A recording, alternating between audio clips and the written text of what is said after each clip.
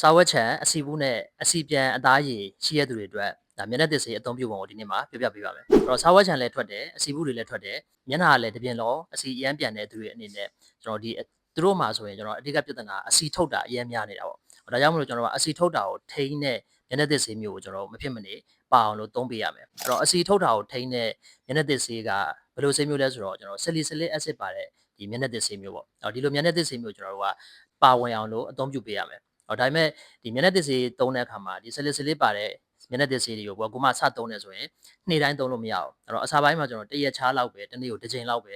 စပြီးတော့သုံးမယ်အဲ့တော့ကျန်တဲ့အချိန်မှာတော့ဒီ gentle cleanser နဲ့ကျွန်တော်မျက်နှာသစ်ရမယ်ဟိုအပြင်ကျွန်တော်တို့ကမနေ့တစ်ချိန်ညတစ်ချိန်မျက်နှာသစ်တယ်ဆိုရင်ညနေပိုင်းမှာsalicylicပါတဲ့မျက်နှာသစ်ဆေးကိုကျွန်တော်သုံးမယ်အဲ့တော့မနက်ပိုင်းမှာတော့ gentle ဖြစ်တဲ့ဒီအယောင်တွေအနံ့တွေအမြုပ်မထွက်တဲ့မျက်နှာသစ်ဆေးမျိုးကျွန်တော်သုံးပေးရမယ်အဲ့တော့နောက်နေ့မှာဆိုရင်တော့တရက်ချားလိုက်မယ်နောက်နေ့မှာတော့ gentle cleanser ကိုမနက်ကောညကိုတင်မယ်နောက်တရက်ချားပြီးတော့မှ salicylic ပါတဲ့မျက်နှာသစ်ဆေးကိုညနေပိုင်းမှာပြန်သုံးမယ်ပေါ့ဒီလိုမျိုး salicylic ပါတဲ့မျက်နှာသစ်ဆေးကိုကျွန်တော်ကတရက်ချားသုံးမယ်တရက်ချားသုံးနေနဲ့ကိုယ့်ရဲ့မျက်နှာကအစီပြန်တာကိုထိန်းနိုင်တယ်အစီပြန်တာကိုထိန်းနိုင်တဲ့အပြင်ကိုမှအသားတွေပါခြောက်လာတာမျိုးဆိုရင်တော့တရက်ချားမသုံးတော့ဘဲနဲ့ထပ်ပြီးတော့ချားလိုက်မယ်2ရက်ချား3ရက်ချားစသဖြင့်ပေါ့ဒါကိုယ့်ရဲ့အစီထွန်းနှုန်းပေါ်မူတည်ပြီးတော့သူ့ရဲ့ interval ကိုကျွန်တော်ကချားပြီးတော့ခက်ချားလေးခက်ခွက်လေးသုံးပေးရမယ်အကယ်၍ဒီတရက်ချားသုံးလို့မှအစီပြန်တာကိုမထိန်းနိုင်ဘူးဆိုရင်တော့ဒါနေ့တိုင်းသုံးပေးလို့ရတယ်တနေ့ကိုတစ်ချိန်ပေါ့အကယ်၍တနေ့ကိုတစ်ချိန်သုံးလို့မှအစီပြန်တာမထိန်းနိုင်ဆိုရင်တော့မနေ့တစ်ချိန်ညတစ်ချိန်ထည့်ရမယ်အဲ့တော့ဒါကတော့ကိုယ့်ရဲ့ဒီအစီထွက်နှုန်းပေါ်မူတည်ပြီးတော့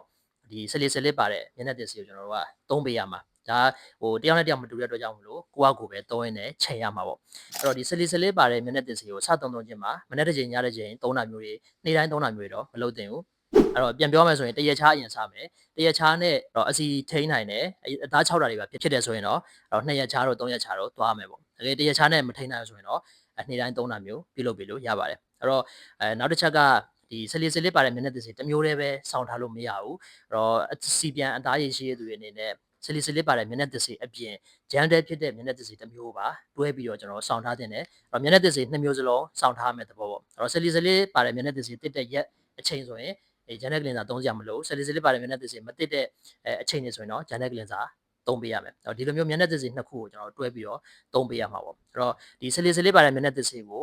သုံးပေးခြင်းအပြင်ဒီအစီပြန်တာကိုလျော့နှဲစေပြီးတော့အစီထွက်တာကိုလျှော့ချပေးတယ်။နောက်စားဝတ်ချန်တွေအစီဘူးတွေလည်းတဖြည်းဖြည်းနဲ့တက်တာစေတယ်။ဒါကတော့ကျွန်တော်တို့ကဒီ cleanser တစ်မျိုးတည်းရဲ့အနေတင်ပေါ့။အဲ့တော့တချို့ကျတော့ဒီ cleanser တစ်မျိုးတည်းနဲ့မထိန်းနိုင်ဘူးဆိုရင်တော့တခြားသော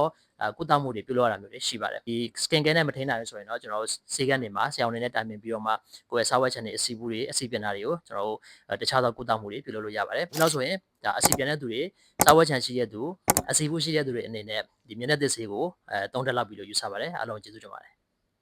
Oradem Clinic